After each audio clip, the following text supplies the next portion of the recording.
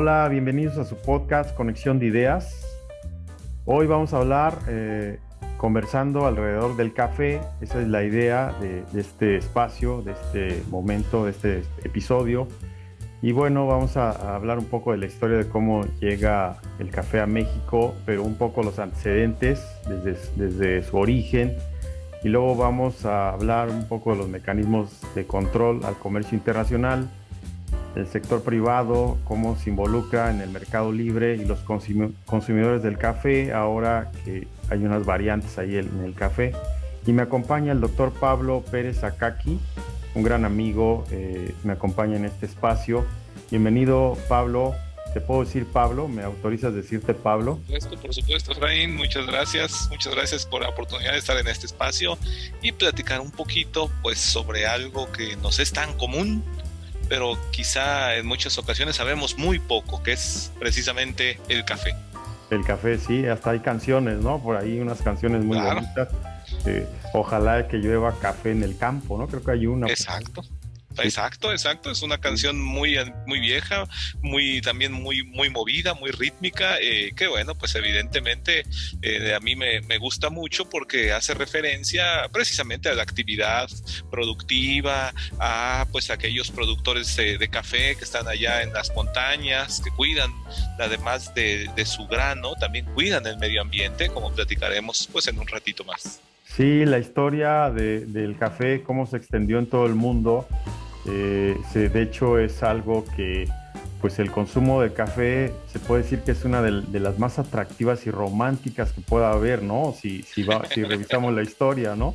Hay, Claro, hay muchas cosas ahí interesantes en el café e sí, incluso eso es lo que vamos a platicar, sobre todo de tu experiencia, más que has trabajado en investigación, ¿no? En la parte de llevas un buen rato trabajando en investigación, sobre todo me imagino que tienes varias publicaciones también o respecto al café y bueno, eso es lo interesante también, que hay evidencias, ¿no? Hay comprobaciones que en este mundo de la investigación eso, tú como investigador que te gusta y bueno, que nos gusta, a mí menos, tú eres el experto, tienes más credenciales en ese sentido, pero lo interesante es eso, ¿no? De que hay mucho trabajo respecto al café, ¿no?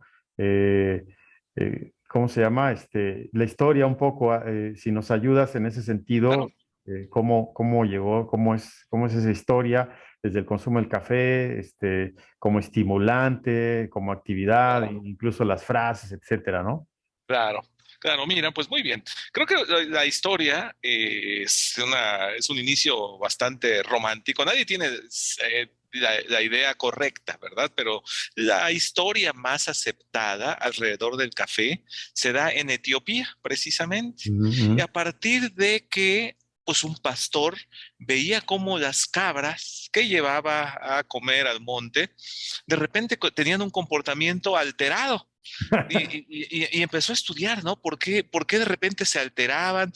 ¿Por qué de repente se alocaban, cambiaban su comportamiento? Y pues en una de esas identificó que era porque comían unas bayas rojas que encontraban en una planta.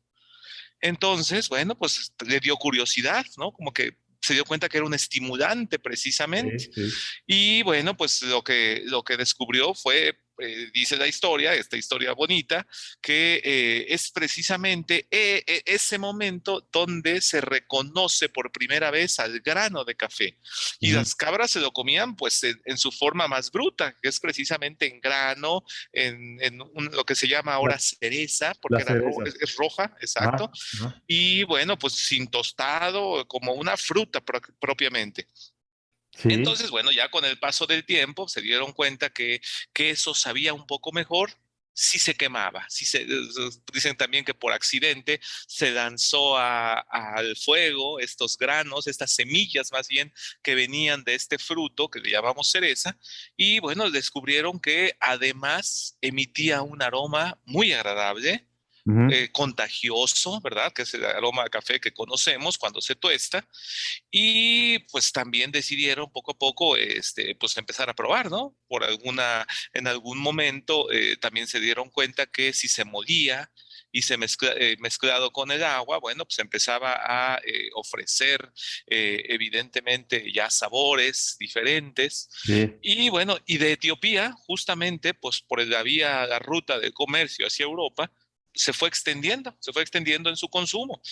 Dicen, esto dicen que más o menos pasó hace unos 5 siglos, por allá de 1500 sí, aproximadamente, sí.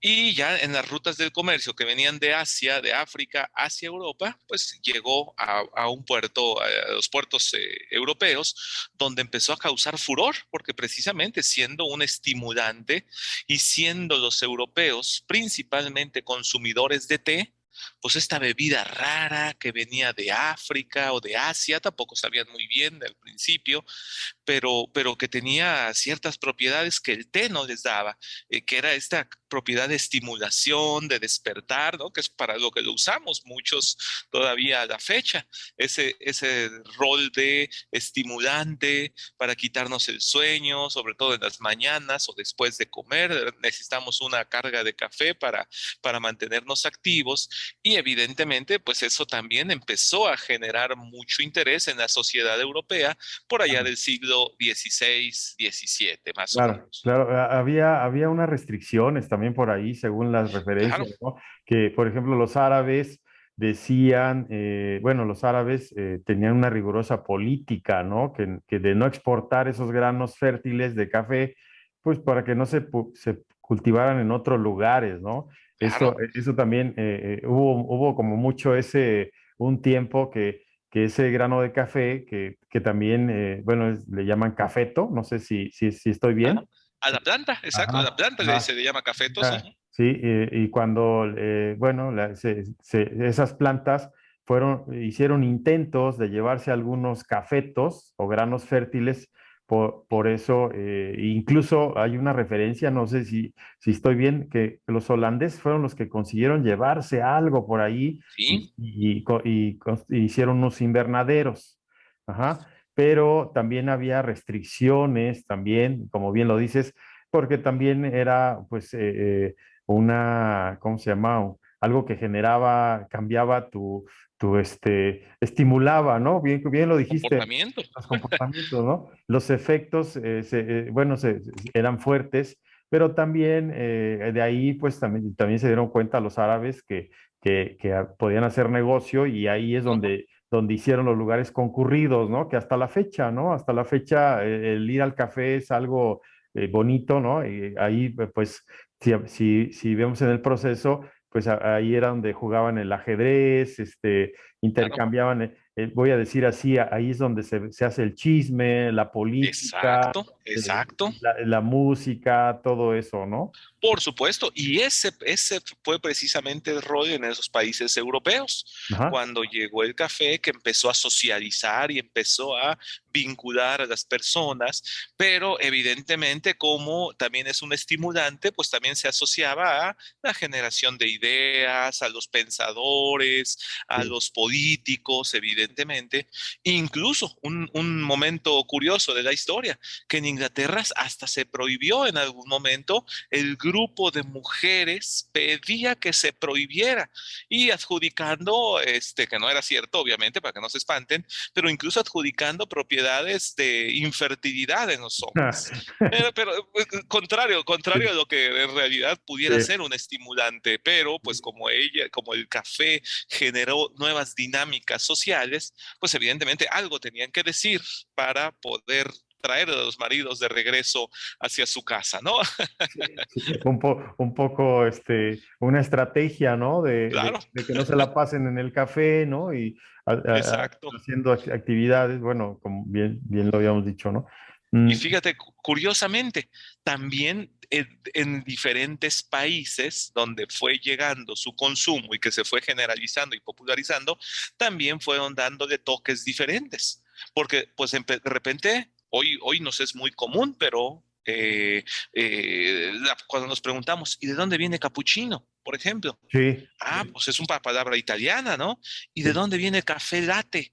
Ah, pues es una palabra francesa. Justamente como en los diferentes países se empezó a apropiar culturalmente de este grano, de esta bebida, y a darle ya un toque mezclado con leche, con espuma, pues los europeos empezaron a consumir grandes volúmenes. Y como lo señalas, pues en la medida que estos volúmenes empezaron a crecer de consumo, pues entonces empezaron los problemas de abastecimiento.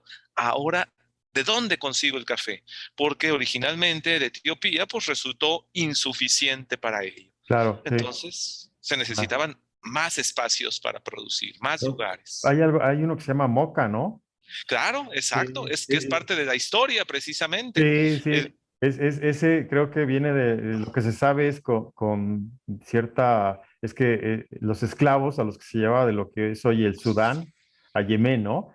Y exacto, Arabia, y había un puerto que en aquel entonces exacto. se llama El Moca, ¿no? puerto de Moca, Ajá, ajá, exactamente. ajá. Pues, se le asoció el nombre al lugar donde se comercializaba principalmente el café. Ahora lo conocemos en Moca pues como un café que mezcla con chocolate. Ujú, ¿Sí? Con cacao, a eso le llamamos moca en este momento, sí, pero originalmente es un puerto por el que transitaba un gran volumen de café y evidentemente pues la gente empezó a asociarlo con los orígenes. Y bueno, pues en la historia, precisamente en esta expansión de la producción de los granos, pues se intentó llevar a Europa, pero esta es una sí, planta tropical y las sí. plantas tropicales necesitan una temperatura y pues una cantidad de agua muy específica para poder desarrollarse con buen volumen, con buenas características o con salud esos cafetos. Por lo tanto, no fue posible, no se pudo llevar a Europa y se tuvo que seguir produciendo en la franja tropical. Oye, pero lo interesante también es, como todo, ¿no? Lo voy a decir, como todo, encontrar, como había una restricción, encontrar una solución y el café y los establecimientos pues ofrecían el café tuvieron que pagar impuestos, ¿no? Como todo, Como todo, como claro. todo, sí. Y ahorita estoy relacionando incluso las plataformas, que también salió ya para México el pago de impuestos y ahora con la parte de, en un futuro viene el impuesto global que le llama, ¿no? Entonces, también eso es interesante, cómo hay restricciones, pero a la vez también si hay una, digamos, una legalidad, pues tienes que pagar impuestos. Por Sí, sí, supuesto, pues como todo bien, como toda mercancía, también empieza a generar intereses en la medida que va creciendo su consumo, los volúmenes de transporte, de comercio, de producción, pues también hay otro interés adicional que tiene que ver con los impuestos, con la generación de ingresos para los países, para los gobiernos concretamente. sí. Y bueno, pues ahora hay más interés, ¿no? Quiere decir que hay más interesados también en esta producción de café, por supuesto. Sí, Sí, y luego también lo que dice la historia un poco es cómo llega a Asia, ¿no? Que proviene también de los holandeses, ¿no? Ahí fueron los que empezaron a cultivar en Malabar, si no, o en la India, por ahí en el... sí, en realidad en este esfuerzo de aumentar los volúmenes de producción, pues lo que se conocía era precisamente esta zona tropical y la ruta que venía de Asia, ¿no? De China. Ujú, Entonces ujú. empezó a expandirse hacia aquellos lados. Se intentó por Malasia, que pues eso obviamente se encuentra dentro de la franja, y se intentó por India, como bien señalas, y por diferentes lugares, ¿no? En algunos, incluso en la isla de Java, también hay una historia que fue Sí, un lugar de producción muy importante en la historia, que ahora Indonesia, pero, ¿no? Ahora sí. exacto, Ajá, pero de repente una plaga vino a acabar con todos los cafetos. sí. Y entonces, pues imagínate, estábamos hablando de grandes inversiones y por el otro lado ya volúmenes muy grandes de consumo en Europa, Ujú. que a la fecha sigue siendo la región más importante de consumo de café. ¿Sí? Entonces, los europeos son por tradición, por historia, pues desde hace 500 años, desde hace 5 siglos, los consumidores principales y además más exigentes para el consumo de café. Del café, sí. Buenísimo, ¿eh? De hecho, la experiencia también en Europa es que aprendes a tomar café porque te lo dan. En primera Claro. es un café, no es como aquí que veo de cómo quiere su café, ¿no? Grande, pequeño, no sé. Exacto, es el modelo No, Starbucks, ¿no? sí, sí, allá es un café pequeño y te dan una galletita, ¿no? Por ejemplo, en España, ¿no? Exacto. Sí, es un café expreso. exacto, sí. Y bueno, un poco entender que cómo llega a Europa, se dice que los venecianos fueron los primeros que llevaron el café a Europa, ¿no? Y aparecieron, ahí es donde hablan de las bebidas calientes, ¿no? Tú dijiste hace un rato el chocolate, ¿no? Y cómo los españoles de las Américas, o sea, en España, y ahí está el té también, Claro. por primera vez ahí lo comercializan en Europa, ¿no? Ahora, cómo todo ese proceso, todo ese, incluso negociaciones y cómo garantizar, todo eso está bien interesante, porque si me voy a venir ahora al presente, ¿no? Cómo hasta está en el mercado de derivados, ¿no? Y a lo mejor Exacto, ¿no? ya brinqué aquí, ahorita regresamos a esa parte que está bien interesante. Este, y ahora, ¿cómo llega a México, Pablo? Em, em, ¿Cómo llega a las Américas? Pues vamos a decirle así. seguimos en esta lógica, ¿no? Ajá. El volumen del consumo más bien sigue creciendo y las necesidades de producción también.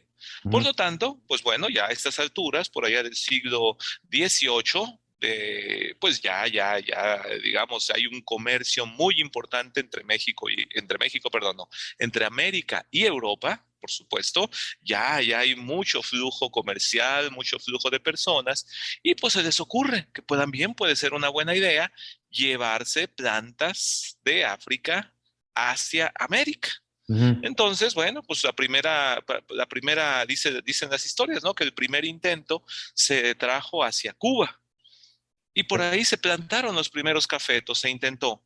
Otra vez, estamos dentro de la franja tropical, Las en rutas que los, siguió, las rutas que siguió. Ajá. exacto. Ajá. Entonces, por primera vez llega a América en esta isla, ¿no? En República Dominicana, en Cuba, y ahí se intenta. Y bueno, pues se dan cuenta que son buenos climas, que son buenos suelos, que empieza a generarse buena producción.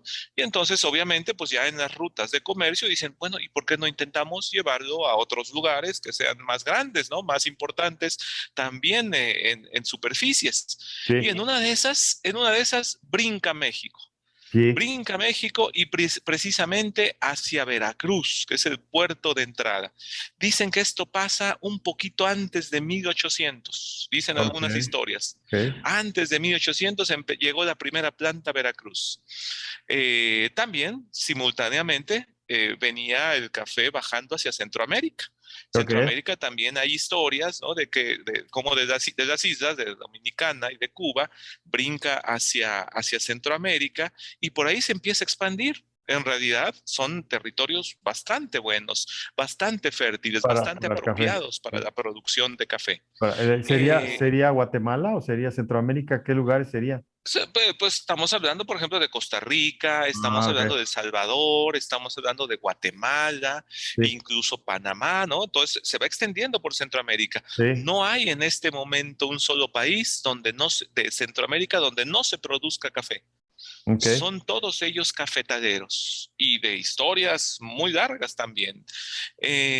Y regresando un poquito al caso de México, entonces llega a Veracruz y de ahí sigue varias rutas. Una ruta de expansión hacia San Luis, fíjate qué interesante, hacia Hidalgo, hacia Oaxaca, e incluso dicen algunos que también hasta Michoacán. Ujú. Otra historia también dice que se llevó directamente desde Cuba hasta Michoacán. Se llevaron unas plantas sin necesidad de que fuera la misma expansión de Veracruz.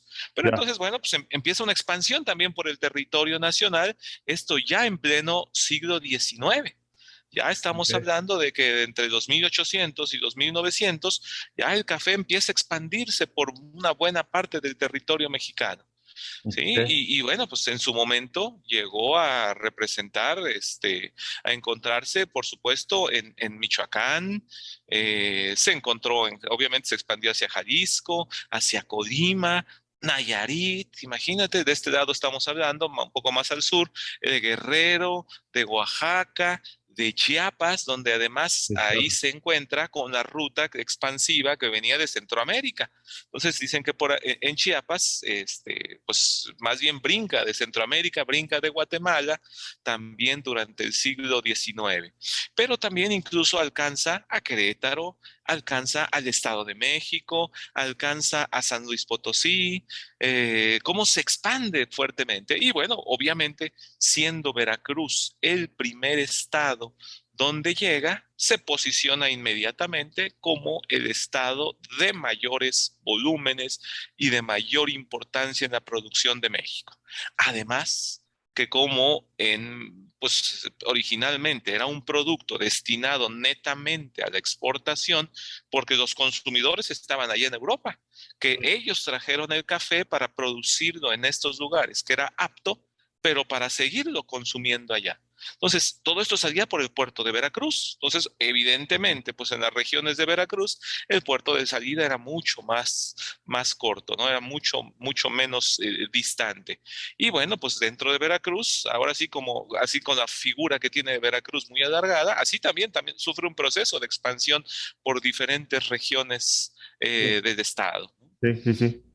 Oye, y los en Colombia, Brasil, que ahora Claro, México fue en algún momento de los primeros productores, pero ya no estamos en primer lugar, ¿estamos de acuerdo? O sea, hablando en ese sentido, la historia de cómo llega México y luego ya un poco en el presente, Colombia, Brasil, incluso sí, Vietnam, ¿no? Que claro. está muy fuerte, ¿no?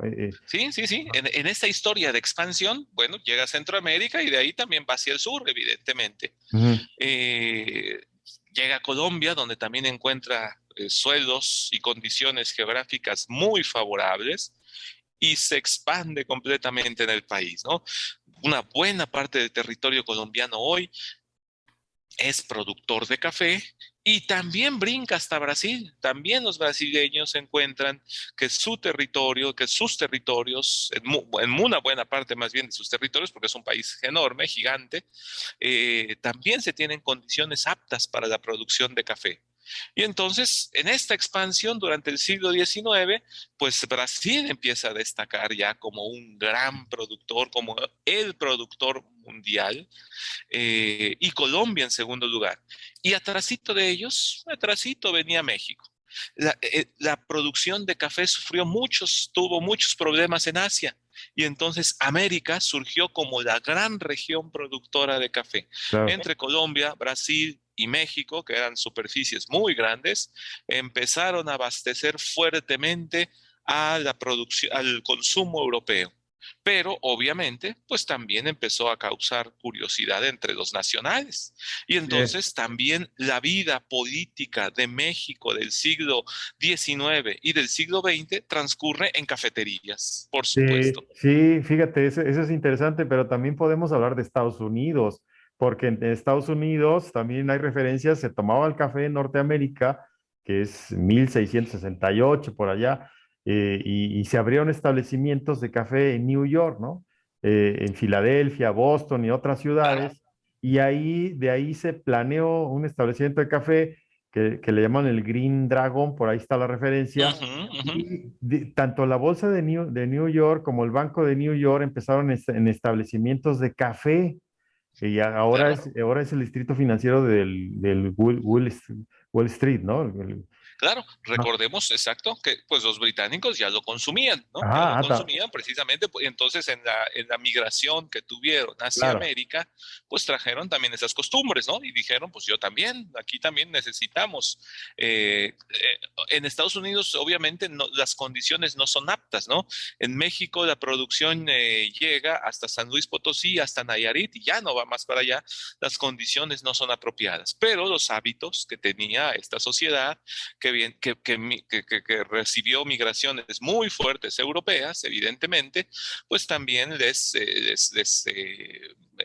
digamos, atraía, ¿no?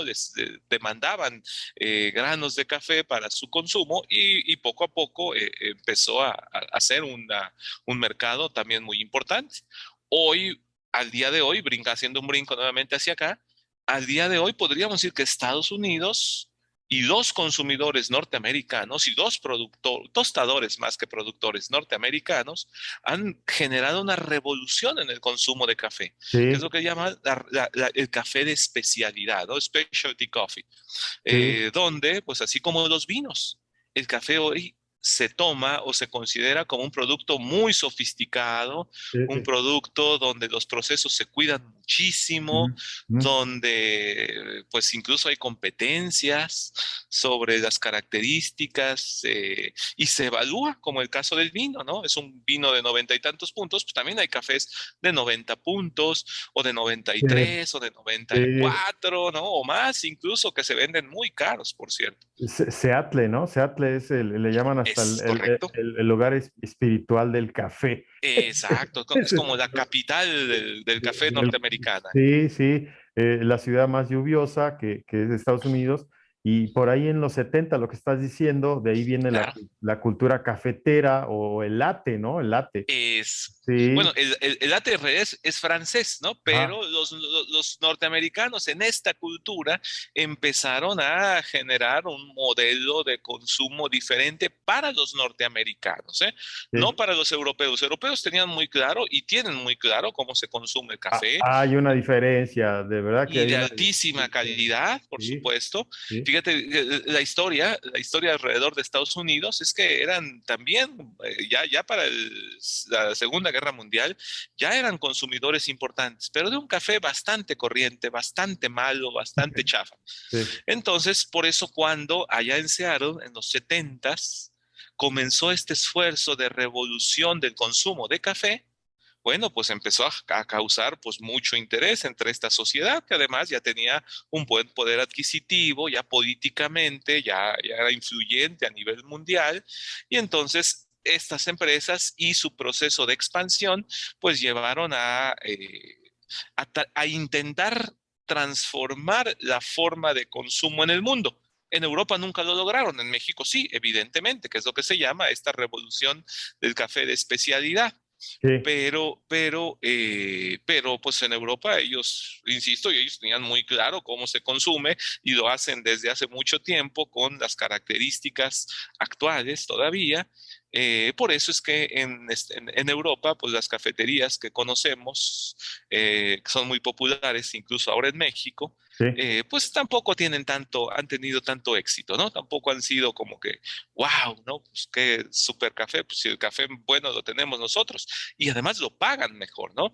sí, Todos los exportadores de café hoy de México saben que el mejor café, el de mejores características, va a parar a Europa, por tamaño, por condiciones, o incluso por sabor y por algunas pruebas que se hacen con respecto a ello, pues va a parar a Europa, porque lo pagan además muy bien. Ya digamos, el de segundo nivel, que no quiere decir que sea malo, el de segundo nivel, pues va a Estados Unidos.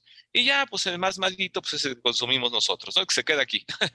sí, de hecho se considera el café un producto básico mundial, ¿no? Y el café es Sí, uno de los productos primarios más valiosos, que incluso podríamos decir en segundo lugar, pues, estuvo en muchos años, o está, yo creo, que como si fuera el segundo lugar después del petróleo, ¿no? Como fuente de...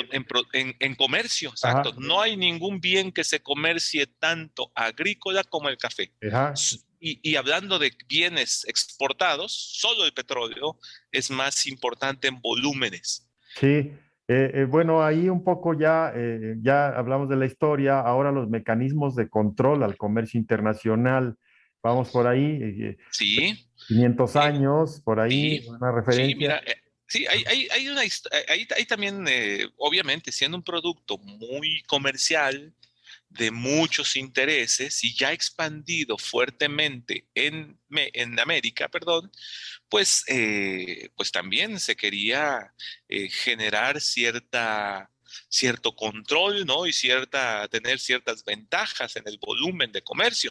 Entonces, todas estas ideas, fíjate, alrededor de poder evitar las variaciones de precios, Ujú, empiezan desde comienzos del siglo XX. ¿Sí? O finales del siglo XIX. ¿Por qué? Pues siendo un producto agrícola, pues tú sabes que está expuesto a muchas variaciones climáticas. Claro. Y entonces de repente, si vienen temporadas de fuertes lluvias, pues las plantas se dañan, ya no son tan productivas y por lo tanto empieza a escasear. Y eso pues obviamente afecta los precios. Sí. Y por el otro lado, en la medida que más y más y más países se van incorporando a la producción, pues eso tira los precios. Entonces, desde hace 200 años ya se identificaba cómo los precios del café tenían ciclos de comportamiento alcistas y luego después de 6, 7 años otra vez iban para abajo, lo Sí. cual generaba pues una salida de productores y esa salida pues otra vez provocaba que escaseara y otra vez iba para arriba. Entonces eso generó mucho interés principalmente en Brasil, que ya era el principal productor de grano de café en el mundo, pues tratar de controlar los precios, que no tuvieran tantos vaivenes, Ujú. porque pues hablamos obviamente pues de una necesidad de certidumbre sobre los flujos. Sí, sí. Igual a esta idea, pues por supuesto le siguió Colombia, ya convertido a principios del siglo XX en el segundo productor mundial. Ujú. Y México, evidentemente, también secunda esta idea, siendo ya un productor importante. Ya en pleno siglo XX, ya a inicios del siglo XX, aún con los problemas que México tenía políticos, que 10 años, 11 años después, ya estábamos nosotros en una plena revolución, pero México ya era reconocido mundialmente por calidad de su café. Y más interesante, se conocía por regiones cafetaleras. Sí. Por ejemplo, la región de Coatepec, por ejemplo, la región de Pluma Hidalgo, por ejemplo, también incluso ya se conocía las regiones de Chiapas, ¿no? Del Soconusco, ya eran famosas a nivel global por las calidades de sus granos. Entonces, bueno, estos intentos comienzan, decíamos, a principios del siglo XX por tratar de controlar el comercio de café para darle estabilidad a los precios. Y Sí. fueron casi 50 años para lograrlo, porque solo se consiguió hasta el año de 1957, cuando se fundan o se firman más bien los acuerdos internacionales de café, Ok. donde dicen, entre consumidores y productores, vamos a ponernos de acuerdo en la cantidad de grano que vamos a lanzar a los mercados y con eso vamos a darle estabilidad a los precios. Darle Nada más darle un control, ¿no? Es que un control de precios, exacto. Es que las variables, está bien interesante todo lo que dices, porque las variables, para entender esto, es que las variables podrían ser desde el cultivo, desde el Claro, procesamiento, exacto, la parte de comercialización, el transporte, ahí estaría la logística, la parte incluso la distribución del café. Todo eso, cómo se involucran millones de personas, incluso a nivel mundial, y cómo tiene la importancia ese café o el café, hablando así, es crucial para la economía y para la política de muchos países, claro, y más en desarrollo, ¿no? por Muchos supuesto, países adelantados, bueno, ya lo decías bien, hay un control. Esas exportaciones de café representan una parte importante de ingresos en divisas en, en, es correcto. en el país, ¿no? Si hablamos de México. Y sobre todo países en desarrollo, ¿no? Sí, Es muy conocido y a la fecha todavía se utiliza decir que el café es un producto que se produce, se cultiva en países pobres para consumirse en países ricos. Y sí, sí. evidentemente asociado también geográficamente, ¿no? Los países de esa franja tropical, que son los que están en este desarrollo, mientras que los países del norte, pues son los que son los consumidores y los que pagan muy bien por ese grano. Pero bueno, pues también son aquellos que iniciaron las cadenas de comercialización del café, son los que trajeron las plantas para producirse en México, en América, en Colombia y demás, y que pues para abastecerlos a ellos, ¿no? Para abastecer su consumo, para que ellos pudieran seguir consumiendo de este grano. Ujú. Las instituciones que controlaban el comercio en el país, algunas referencias, Sí, incluso las sí, sí, actuales, ¿no? Ah, efectivamente. De hecho, como este grano, como a partir de 1957, cada país tenía su cuota de exportación. Si, por ejemplo, ¿no? A ti te tocan 20 sacos y no te puedes pasar de 20 sacos porque eso es lo que acordamos entre todos los países a nivel global. Y además, bueno, pues ya de esos 20 sacos, ya prácticamente el consumo, pues también estará acorde a esos volúmenes que se han determinado. Tú sabes, tú te imaginarás que este tipo de acuerdos internacionales, pues siempre generaba intenciones, intereses encontrados, ¿no? Claro, Porque claro. por un lado, para los productores daba certidumbre en los precios, pero del lado del consumo decían, oye, ¿y si yo quiero más, ya no puedo? Ujú, Y si tienen más, ¿por qué no me venden más? Entonces ujú. siempre había intereses para sabotear estos acuerdos. Claro. Eh, para poder controlarlo al interior de los países, se generan instituciones responsables de este proceso, que en el caso de México se llamó el Instituto Mexicano del Café. En Era, Colombia era gubernamental, era, es sí, una, claro, sí, es era una gubernamental. institución pública, Ah, ok. pero adquirió tal relevancia ese Instituto Mexicano del Café que algunos dicen que incluso estaba por arriba de la propia Secretaría de Agricultura. Oh, Era más importante el Instituto del Café para México es que la propia Secretaría de Agricultura, que la secretaría que controlaba todo, ¿no? que Según. controlaba todo, Sí. exacto. Ah, Entonces imagínate iba, cuánto grano había de por medio y cuánto dinero había de por medio para poder llevar al café a este nivel. Sí, sí, sí, sí, era muy importante. ibas a decir algo de Colombia. Te En el interrumpe. caso de Colombia, Ah, exacto, el instituto que se creó precisamente, pero no del 57, sino años antes, para ok. este mismo propósito de ordenar la cafeticultura, es la FEDECAFE, la Federación Nacional de Cafeteros Ujú. que a la fecha sigue existiendo. En México, el Instituto Mexicano del Café se extinguió, terminó cerrando en el 89, 1989, cuando los acuerdos internacionales de café finalmente se liberaron, ¿no? O se estableció ya un libre comercio para el café. Ajá, Entonces, ahí es donde entra el sector privado, ¿no? El mercado libre. exacto. Entonces el sector cafetalero ya pasa a manos privadas y deja de ser controlado por las instituciones públicas, efectivamente. Ujú. En los últimos Eh, años, ¿no? Ya, sí, ya del tiene. 89 para acá, efectivamente. Ok. Pero en Colombia sigue existiendo esa fe de café y sigue siendo muy importante. Y de hecho se asocia a la fe de café precisamente el éxito comercial que tiene el grano de café. Hoy en cualquier mercado, en cualquier punto, cuando se habla de calidad de café, inmediatamente el primer nombre que salta es Colombia. Colombia. Colombia como el principal productor y el de mejores calidades en granos de café.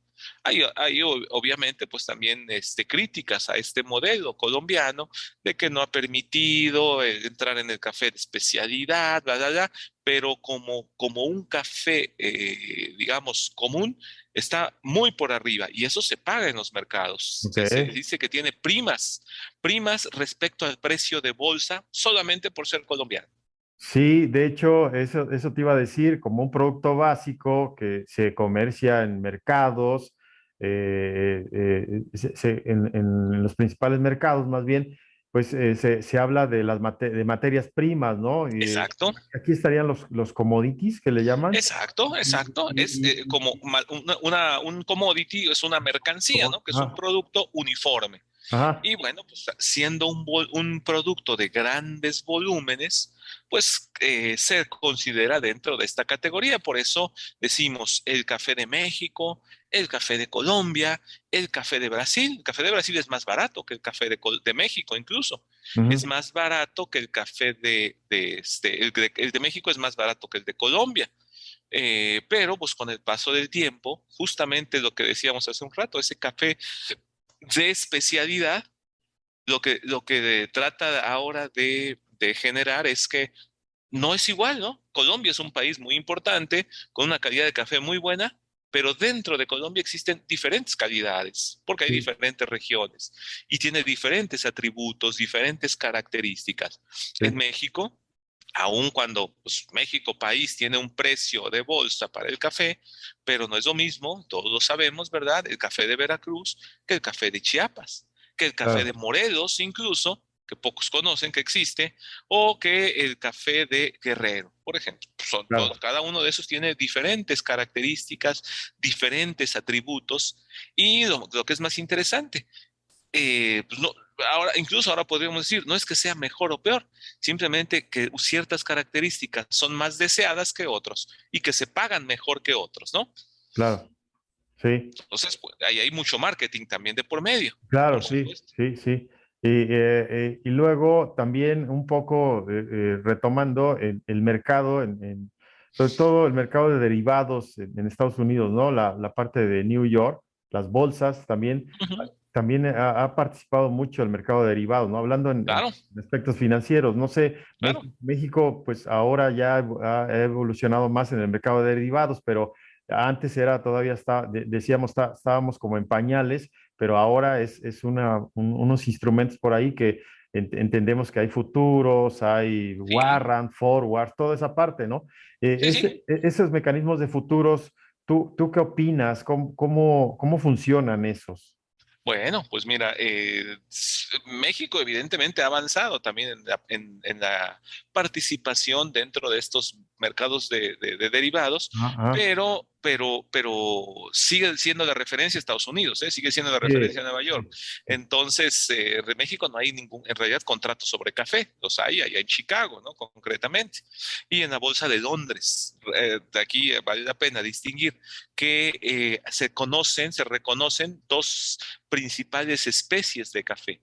El café tipo arábiga, que es mm, el que predomina en México, y el café tipo robusta, que es el que predomina, por ejemplo, en Asia y también en muchas regiones de Brasil. ok. Entonces, el café arábiga es el que cotiza en Chicago, mientras que Sí, el café robusta es el que cotiza en Londres. muy bien.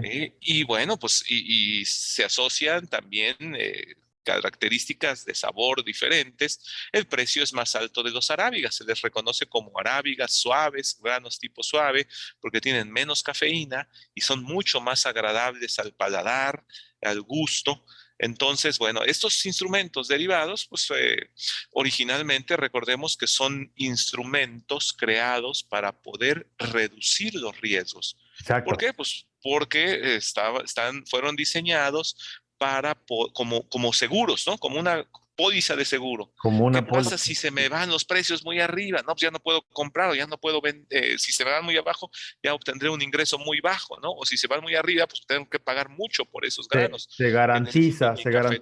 se garantiza un Exacto, precio pagando exacto. una prima, digamos, ¿no? Exacto, Una esa es comisión. la motivación inicial de los derivados. Sí, Hoy mucha gente los utiliza para especular y obviamente hay mucha gente que se queja, principalmente los productores, porque hay más intereses especulativos en esos precios que intereses reales en el grano de sí, café. sí, sí, Y pero, mueven los precios ajá, y afectan a los productores, ¿no?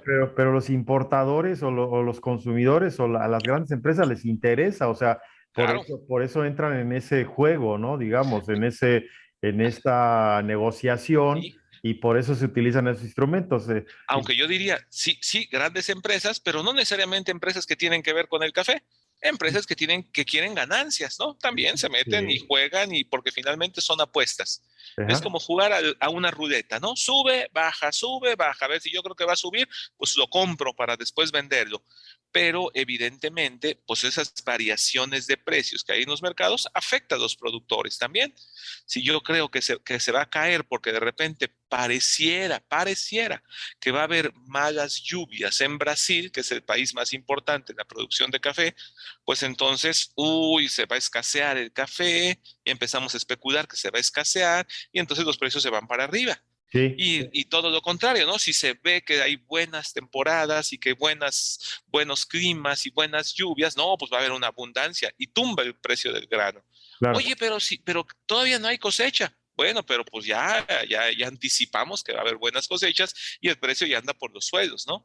Entonces, eso es lo delicado, cómo esa especulación afecta a los productores. Por eso es que Sí. no les gusta, por eso es que nos quejamos mucho, ¿no? De cómo se ha llevado este tipo de granos, este tipo de productos, se ha llevado a las bolsas de valores, afectando en los precios con la volatilidad a los propios productores. Sí, un poco relacionando eso que hablas de los productores, A mí se me hace interesante. Alguna vez viví una experiencia, de hecho yo estaba haciendo consultoría a una sociedad cooperativa, pero estaba en el ahorro y préstamo, en ese tiempo que se estaban regulando las sociedades cooperativas, que Ujú, también ahora ya en el sistema financiero ya están reguladas como microfinancieras. Por ahí hay ujú. una ley de ahorro y crédito popular y toda su regulación también para la cuestión de los riesgos.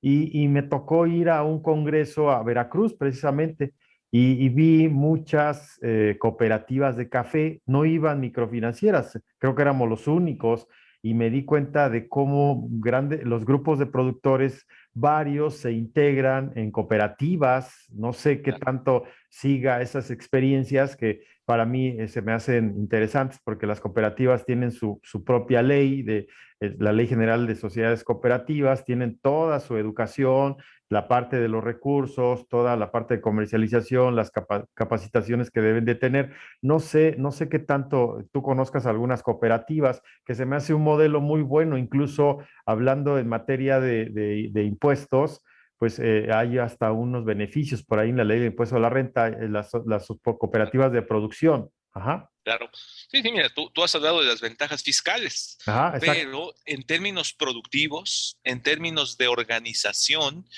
las cooperativas son instituciones muy importantes para los productores. Ujú. Hoy en día, a nivel mundial, los productores de café son pequeños. Entonces hay Ya. una necesidad por organizarse. En México, las figuras cooperativas de asociación entre productores, pues es parte de nuestra cultura. Ujú. Pero desafortunadamente también en algunos tiempos, en algunos años, esas organizaciones de productores pues sirvieron para otros fines, ¿no? Para fines políticos, por lo cual pues algunos también las rechazan tajantemente. Pero Sí. de principio yo me atrevo siempre a decir que son figuras necesarias, porque el mercado es algo tan complejo, algo tan grande y tan poderoso, que si los productores no están organizados para enfrentarlo, pues los pulveriza, Tienen los riesgos, acaba, sí, sí, tienen los riesgo. destruye. De hecho, bien lo dices, o sea, a mí también me ha tocado vivir experiencias donde es la falta de cultura, yo digo, la cultura de trabajar en equipo, no sé si es correcta esa palabra, o el ser individuales, ¿no? No sé si nosotros los mexicanos tenemos esa limitación de cómo integrarnos en equipos, ¿no? Porque hablar de una cooperativa de café, hablando en específico, pues imagínate si se asociaran, tendrían ese poder para crear el modelo de negocio incluso más justo y sostenible, ¿no? Y podrían buscar estrategias, por ejemplo, de materias primas, comprar Claro, en volumen, ellos claro, ya asociados, buscar un comercio justo, todo ese proceso sí, de lo que hemos hablado y sí, representar a nivel, si quieren financiamiento, también tendrían esa garantía. es Pero, correcto. pero el problema es esa, la cuestión. Incluso por ahí también viví una experiencia de productores de miel, apicultores Ujú, aquí en la región, y también tenían ese problema de que era una cooperativa, pero luego sale esa división y luego sí. al final no se aprovechan incluso esas fuentes de financiamiento de la banca de desarrollo, ¿no? Sí, Ajá. fíjate que es un tema muy delicado, por supuesto, Ujú. porque sí, tal como lo dices, ¿no? Quizá esta figura de cooperativa se ha desgastado porque cuando llega o cuando se nombra un presidente de la cooperativa, al poco tiempo se le descubre que está utilizando mal los recursos, ¿no? Y Ajá. que utiliza estos espacios, que utiliza estos logros que tiene para su beneficio propio. Y esas historias pasan en todos lados, en todas las cooperativas. Pues sí tenemos un problema de asociacionismo, pero de confianza y también de abuso de poder, que es Sí. parte de nuestra, desafortunadamente, de nuestra cultura, ¿no? De nuestra cultura como mexicanos, de tratar de sacar provecho cuando tenemos un poquito de autoridad. Sacarla para nosotros, ¿no? Y favorecernos nosotros, aun cuando los demás puedan salir perjudicados. Pero mira, no siendo menos pesimistas de lo que acabo de decir, Más optimista, eh, ¿no? un Ajá. poco más optimista, evidentemente hay esfuerzos que han prosperado y que han hecho cambios fundamentales Ujú. en la organización de la producción cafetalera. Y la historia, precisamente, viene de México. La historia del comercio justo nace en una cooperativa cafetalera Ok, en Oaxaca que se sí. llama Usiri. Ah, Justamente esta cooperativa, viendo la necesidad de organizarse, de buscar otros mercados, de no tener que lidiar todo el tiempo con intermediarios, que pues, obviamente se llevan una parte importante de las ganancias. ujú. Entonces, y además con la asesoría, con el acompañamiento de un sacerdote que vive todavía y es muy, muy, muy importante Como en la líder, historia de este como líder. modelo que se llama Franz van der Hof, Ok, que vive en Oaxaca todavía y asesora todavía esta cooperativa, buscan hacer un vínculo directo hasta Holanda. Y ya, entonces desarrollan por primera vez en los años 80 el modelo de comercio justo, ok, que dice, bueno, ¿sabes qué? Voy a hacer ya negocios prácticamente casi directo con los intermediarios. Yo voy a mandar mi café directo a una cooperativa, a una organización allá en Holanda, que esta ya tiene vínculos directos hacia los consumidores. ya. De esa manera, elimino una gran cantidad de Sí, intermediarios claro, en la en la cadena. cadena y Sí, podemos nosotros conseguir un precio pues más justo. Y ok, además, con el compromiso de que las relaciones sean de largo plazo. ya. No que sea una compra única, no que nada más nos sea este lote de café que te voy a vender y ya no nos vemos otra vez en la vida, sino un compromiso de largo plazo. Obviamente, esto pues fue mejorándose con el tiempo y hoy es un movimiento muy importante, el comercio justo. Ya, Como todo, ¿no? También cuando va creciendo y cuando van incorporándose más y más y más, empieza a tener sus problemas y necesita ajustes y necesita reflexión cuando participan cada vez más personas de uno y de otro lado, obviamente. sí, sí. Entonces ha sufrido sus cambios, pero Suele, existe todavía. sí, suele pasar, ¿no? En todos los modelos, en todos los Claro, procesos. Ahí, incluso lo dijiste hace un rato, la parte de los riesgos, suele sí, pasar la parte de la política, la parte de intereses, y entonces exacto, empiezan a romper todo ese proceso, ¿no? Y sí, incluso, no voy a ser tan negativo, pero la parte de la corrupción, la parte de los fraudes, ¿no? claro, Que eso también deberíamos de evitarlo o quitárnoslos de la mente. Bueno, yo lo digo claro, de manera personal, porque, claro, pues, la riqueza, la abundancia van en otro sentido. Si queremos claro, hacer riqueza de manera inmediata claro. y usando corrupción o situaciones, pues, al final no creo que funcione en ese sentido. Claro, no, y aparte ¿No? no hay mentiras y no hay tranzas que duran toda la vida, ¿no? Exacto, exacto. Siempre se va a Sí, saber la verdad. Entonces, sí, pues, por qué insistir en ese camino del que no tranza, no avanza, ¿no? O de aprovechar mi espacio de oportunidad, mi liderazgo en este momento para sacar provecho en mi beneficio. Y el que los demás, bueno, pues no importa. sí, sí, sí. Entonces fíjate que hay modelos cooperativos muy buenos, muy importantes, muy reconocidos a nivel mundial incluso, que hoy están participando en este modelo de comercio justo.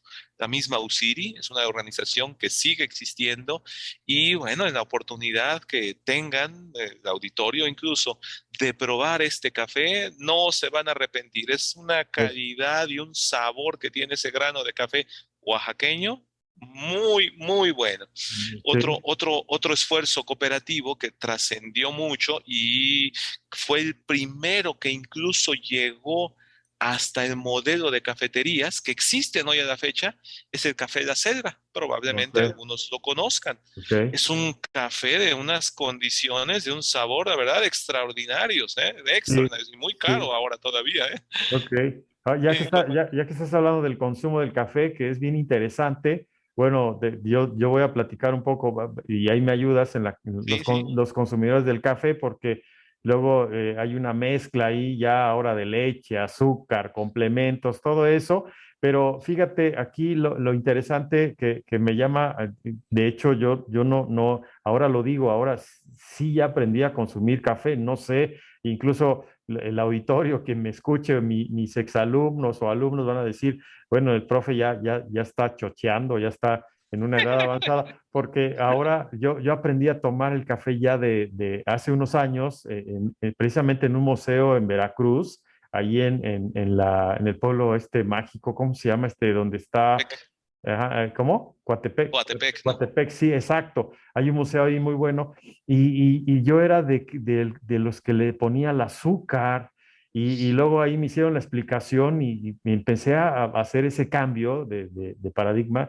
Y incluso ahora me doy cuenta de muchos amigos que lo que consumen es azúcar, no consumen café y están consumiendo a cada rato el café, según ellos, pero le están echando mucha azúcar y lo echan, ahí es donde entendí que lo echan a perder el café porque no debe llevar azúcar, ¿no? Pues Incluso cuando ya tuve la experiencia de viajar a Europa, ahí me di cuenta que por eso te dan una galletita para darle ese toquecito, pero no lleva azúcar. Ellos no consumen azúcar, o sea, el café no debe de llevar azúcar, ¿no? No sé si claro. lo voy explicando, esa es mi experiencia. Y cuando lo vas probando cada vez más es cuando te empieza a gustar y ahora yo lo disfruto más sin azúcar.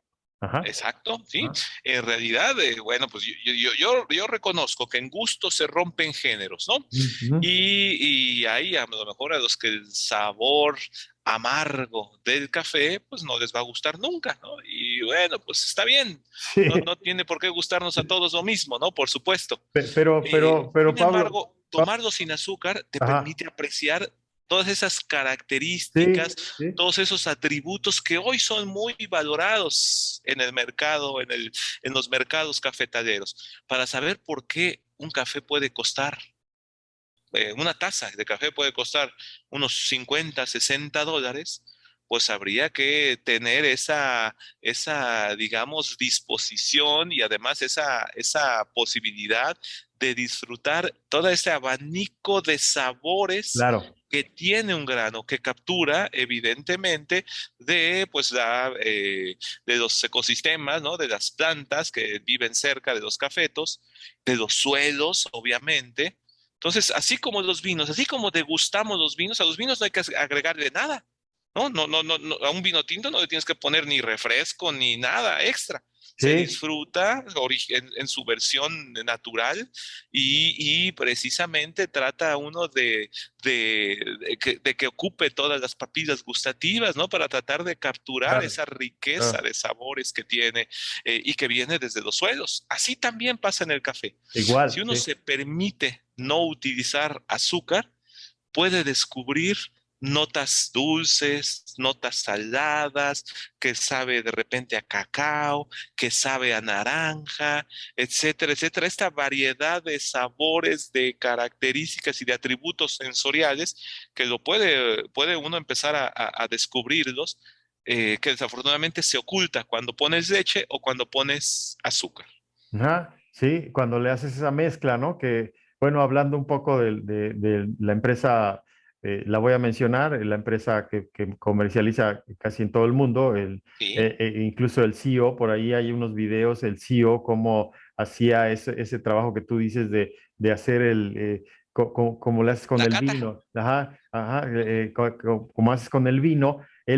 él hacía ese proceso para las pruebas y así fue, hay una historia por ahí, hay un libro incluso vamos a hacerle Sí, un poco de publicidad a la marca, ¿no? Starbucks, sí, ¿no? al Starbucks, sí. Starbucks. Entonces, fíjate, ahí lo interesante de entender todo ese proceso y cómo lo que estás diciendo, ahora yo en mi experiencia también se entiende que al principio se siente esa parte amarga, ¿no? Como lo dices, incluso a veces hasta quieres como retroceder y decir, bueno, le voy a echar azúcar, ¿no? ¿Para qué rayos voy a estar Exacto, sacrificando? Pero con el tiempo cambia esa parte, ¿no?